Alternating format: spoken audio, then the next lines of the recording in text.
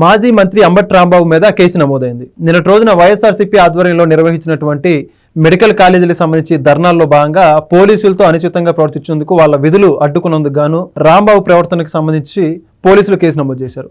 మరి మొత్తానికి మిగతా ప్రాంతాల్లో కూడా ఎంతో మంది మాజీ ఎమ్మెల్యేలుగా చెప్పుకుంటున్న వాళ్ళందరూ కూడా ఎన్నో చోట రసాభాస క్రియేట్ చేయడం జరిగింది. ఈ అంశానికి సంబంధించి పూర్తి విషయాలు తెలుసుకుని మనతో ఉన్నారు సీనియర్ జర్నలిస్ట్ దుర్గా కుమార్ గారు. నమస్కారం సార్. నమస్తే వెంకట్, మన వీక్షకులకు కూడా.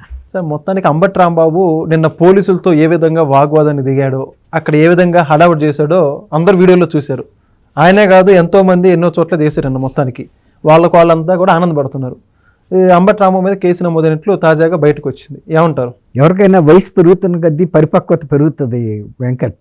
అందులోనూ ప్రజా జీవితంలో ఉన్నప్పుడు ఎంతో జాగ్రత్తగా ఉంటారు. తర్వాత గతంలో ప్రజా జీవితంలో ఉండటం వేరు, ఇవాళ ప్రజా జీవితంలో ఉండటం వేరు.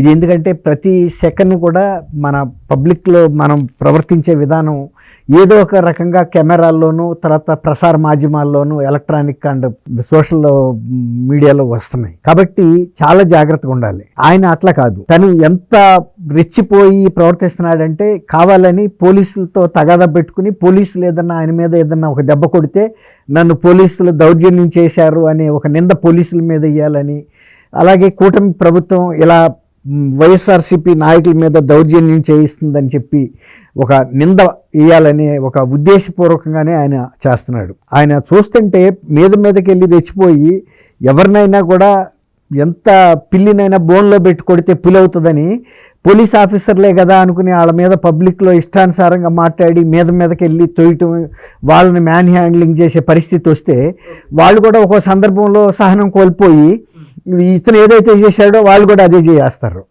అప్పుడు దాన్ని హైలైట్ చేయడానికి అతను తాపత్రయపడుతున్నట్టుగా కనిపిస్తుంది. ఎందుకంటే పార్టీలో తను ఇంకా రాజకీయ భవిష్యత్తు ఉందని, వైఎస్ఆర్సీపీ మళ్ళీ కనుక అధికారంలోకి వస్తే తను హోమ్ మినిస్టర్ అయినా అవ్వాలని, మళ్ళీ గతంలో సంపాదించుకున్న తీరులో సంపాదించుకోవడానికి ఒక అవకాశం వస్తుందని, కాబట్టి ఇప్పుడు అధికారంలో లేని ఈ సమయంలో తను ఏదో ఒక ఉద్యమాల్లో బాగా యాక్టివ్గా పార్టిసిపేట్ చేశానని అనిపించుకోవటానికి, అందులో ముఖ్యంగా మరీ గుంటూరే కదా ఈయనుండేది, జగన్మోహన్ రెడ్డి పక్కనే కదా. కాబట్టి అందరికన్నా నేను ఒక్కడనే ఈ పార్టీని నిలబెట్టడానికి ఇదివరకు హెర్క్యులెస్ అని ఉండేది, సైకిల్స్ కూడా ఉండేవి. అంటే హెర్క్యులెస్ అంటే భూమిని మోసే వ్యక్తి అనమాట.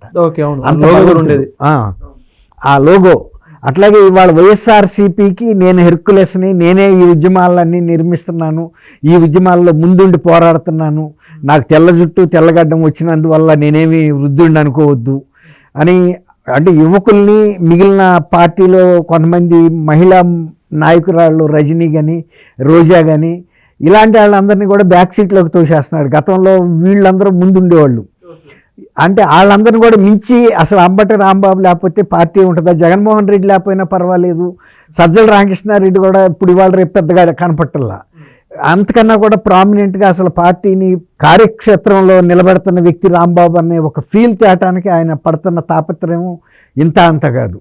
దానికి తోడు ఆయన నెరిసిన గడ్డం, నెరిసిన జుట్టు ఆయనకి ఒక ప్రత్యేకత తెచ్చిపెడుతుంది. అంత వృద్ధుడై ఉండి కూడా ఇంత పోలీసుల మీదకి ఎలా దూసుకెళ్ళిపోతున్నాడని. దూసుకెళ్ళటం అంటే ఏం లేదు, పోలీసులు గట్టిగా కనుక ఆయన్ని అదే స్థాయిలో కనుక తోశారనుకోండి ఆయన ఎక్కడో పడతాడు, కానీ నింద పోలీసులకు వస్తుంది. ఏదన్నా పొరపాటు జరగరాని జరిగిందనుకోండి ఇంకా కొంచెం తీవ్రం అవుతుంది.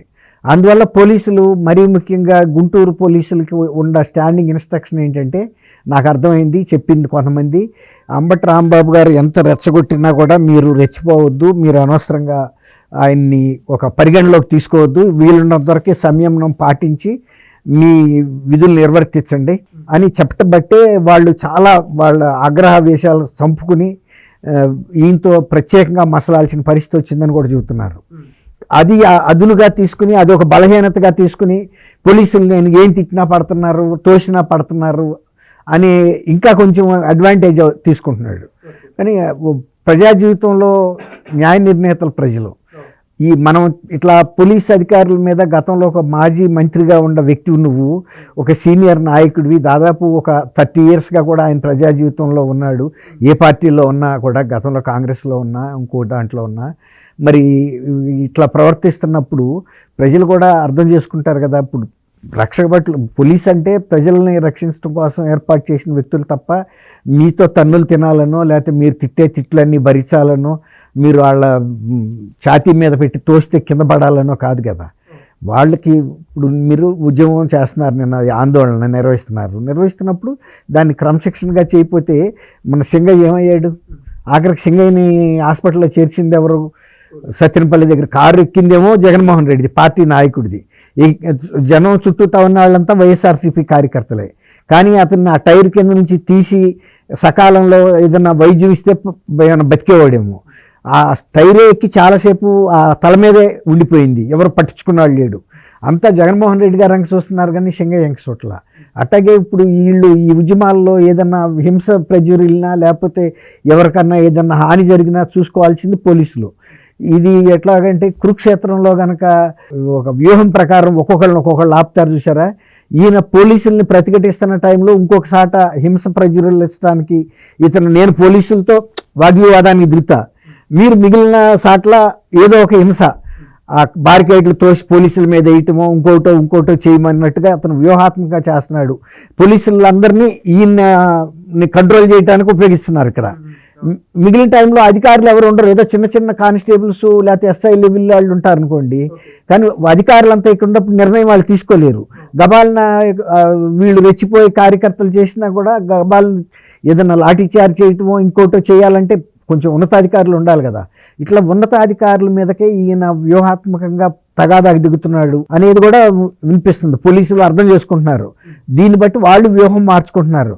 ఎక్కువగా వాళ్ళు ఎంత ఆర్గ్యుమెంట్లు చేసినా ఎక్కువ మంది అధికారులు అక్కడ లేకుండా చూసుకోవటం, మిగిలిన అధికారులు ఇతరత్ర కార్యకర్తలు ఇతర నాయకులు ఎక్కడెక్కడ ఏమేం చేస్తున్నారు అనేది కూడా గమనిస్తున్నారు.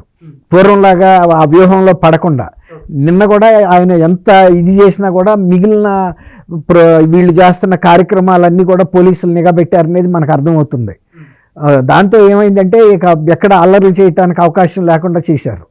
ఈయన్ని ఎదుర్కొంటూనే ఇప్పుడు ఈయన మీద కేసు బుక్ అయింది అన్నారు కదా. ఇప్పుడు రేపు రోజా మీద ఇతర సాట్ల ఎక్కడెక్కడైతే వీళ్ళు ఓవర్ యాక్షన్లు చేశారో అందరి మీద చేస్తారు. ఎందుకంటే వీళ్ళు ఏదో ఒక రూపంలో ప్రజల్లో ఒక అలజడి సృష్టించి law and order problem create చేయడానికి చేస్తున్నారనేది అర్థమవుతుంది. ఇప్పుడు మెడికల్ పాలసీ మీద ఆయన టైంలోనే ఆయనే ప్రైవేట్ పార్టిసిపేషన్ ఆహ్వానించినప్పుడు అప్పుడు లేని అభ్యంతరం ఆ రోజు కనుక మరి రాంబాబు గారు కనుక ఇది తప్పు అన్నప్పుడు పేపర్లో ఆయన ప్రకటనలు ఇచ్చినప్పుడు ఖండించలేదే. ఎందుకు ప్రైవేటు యాజమాన్యాలని మీరు ఆహ్వానిస్తున్నారు, ఇది ప్రైవేట్ చేయటానికి వీల్లేదు, ప్రభుత్వంలోనే జరగాలి అనాలి కదా. మరి ఆ రోజు లేని అభ్యంతరం ఇవాళ ఎందుకు వచ్చింది? ఇవాళ వీళ్ళు గంజాయి మత్తులోంచి బయటకు వచ్చారా లేకపోతే స్పృహలోకి వచ్చారా? మరి ఆ రోజు ఏమయ్యారు? ఇప్పుడు ఎప్పుడైనా అధికారంలో ఉన్నప్పుడు మన చేతిలో ఉన్నప్పుడు మనం దాన్ని పూర్తి చేయాలి. 5 సంవత్సరాల్లో ఈ చిన్న ప్రాజెక్ట్ 5,000 కోట్ల ప్రాజెక్ట్ని పూర్తి చేయలేకుండా దిగిపోయి ఇవాళ వచ్చి 10 నెలలు కూడా అంత అప్పుతో ఇచ్చారు కోశాగారాన్ని. ఆ తర్వాత ఏ ప్రాజెక్టులు అన్నీ ఆపేశారు, రాజధాని ఆపేశారు, పోలవరం పునరావాసం ఆపేశారు, గృహ నిర్మాణాలు ఆపేశారు. లబ్ధిదారు ఇప్పుడు వీళ్ళు వచ్చిన తర్వాత అన్ని పెన్షన్లు పెంచారు, డబల్ కూడా పెంచారు. దివ్యాంగులకి వీళ్ళందరికీ కూడా అన్ని సంక్షేమ పథకాలు బాగా పెంచారు. మరి అవన్నీ కూడా మీట్ అవుతా వస్తున్నప్పుడు వీళ్ళు 5 సంవత్సరాల్లో వీళ్ళు ఇచ్చిన 1,000 రూపాయలు పెంచడానికి 5 ఏళ్ళు తీసుకున్నారు. 1,000 రూపాయలు వీళ్ళు అధికారం రాకముందే కూటమి ప్రభుత్వం కూడా పెంచింది కదా 2 నెలల ముందు నుంచే. అట్లాంటప్పుడు ఇన్ని సంక్షేమ పథకాలు మంచి వదిలిపెట్టేసి ఈ ఒక్క పీపీపీ ద్వారా హాస్పిటల్స్ కట్టకూడదని ఇది ఒక పెద్ద ఉద్యమమా? ఇప్పుడు పని నువ్వు కట్టి ఏదన్నా కొన్నైనా పూర్తి చేస్తే సగం మేము పూర్తి చేసాము, మిగిలిన సగం మీరు పూర్తి చేయమంటంలో అర్థం ఉంది.